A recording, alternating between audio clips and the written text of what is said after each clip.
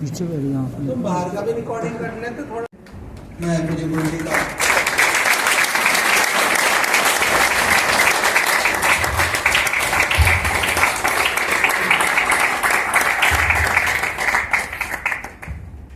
तो हम बिना औपचारिकता के श्रद्धेय पूज्य स्वामी जी से वार्ता हो गई थी। आप सबको पता है अपरिहार्य परिस्थितियों से बाहर हैं। पूज्य स्वामी जी रात्रि तक पहुंचेंगे, तो हमारी इच्छा थी, यद्यपि बहुत लंबा कालखंड व्यतीत हुआ, पूज्य महाराज जी जो है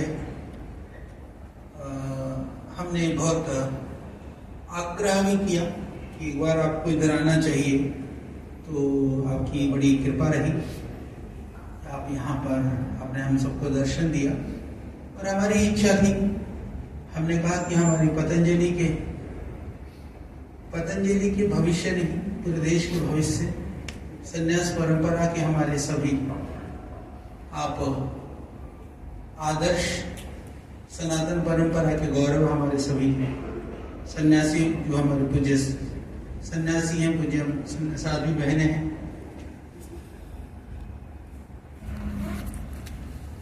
तो आप सबको, क्योंकि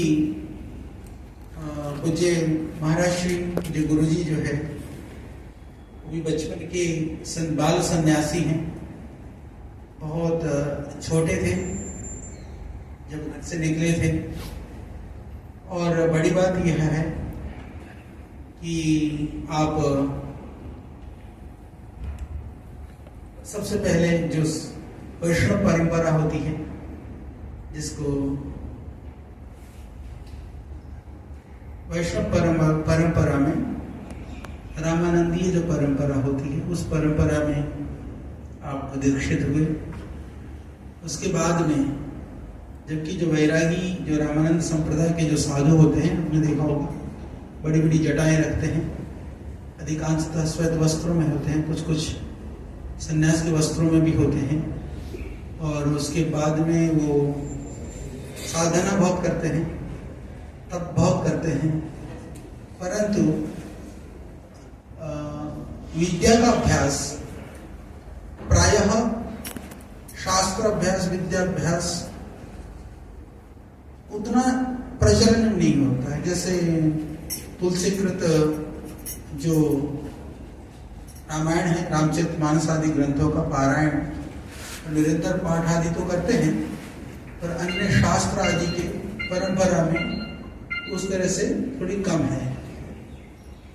तो पूज्य गुरु जी की एक प्रबल इच्छा रहती थी अध्ययन अध्यापन की, विशेष करके शास्त्र अध्ययन की। तो आप वहाँ से कई स्थानों पर आपने अध्ययन किया और उस कड़ी में महाराज श्री गुरुकुलों में भी गए। कुछ समय के लिए जितना मुझे पता है, बहालगढ़ गुरुकुल एक वैदिक परंपरा का शिक्षण संस्थान में आदर्श गुरुकुल है, कुछ समय पर वहाँ रहे। फिर उसके बाद में पढ़ने पढ़ाने की श्रृंखला में तो गुरुकुल एटा, आर्ष गुरुकुल एटा में रहे।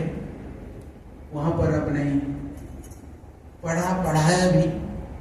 और मुझे जहाँ तक याद है, गलती करे तो माफ कर देना, क्योंकि मैंने अभी ना पूछी, मैं 30 साल पहले की बात गिना रहा हूँ। तो आपकी पढ़ाने की शैली बहुत अच्छी थी।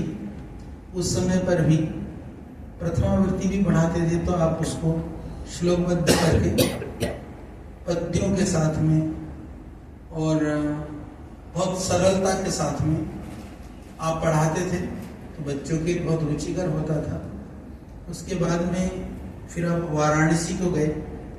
वाराणसी में जाकर के बहुत ही प्रतिकूलता कहें, विषम परिस्थितियां कहें, या न्यूनतम साधन कहें, उन साधनों में रह करके एक विद्या के प्रति जो आपकी निष्ठा, लगन और आपकी जो अभिरुचि रही, साधना के प्रति जो निष्ठा रही, वह एक अद्भुत प्रकार की निष्ठा थी। वह पूर्व जन्मों का जो पुण्य प्रताप का उदय होता है, तो वह निष्ठा, वह लगन, वह चीजें, वो मार्ग भी अपना प्रशस्त होता जाता है।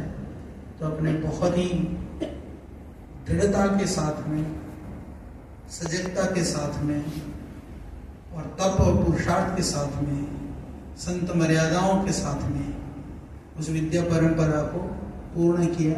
फिर वहाँ से ही वाराणसी में फिर PhD, DLED वगैरह भी शास्त्रों के ऊपर, सब इसलिए नहीं कि डिग्री के लिए पढ़ना है, अभी तो इसलिए क्योंकि साधु की एक गरिमा उस रूप में भी होती है।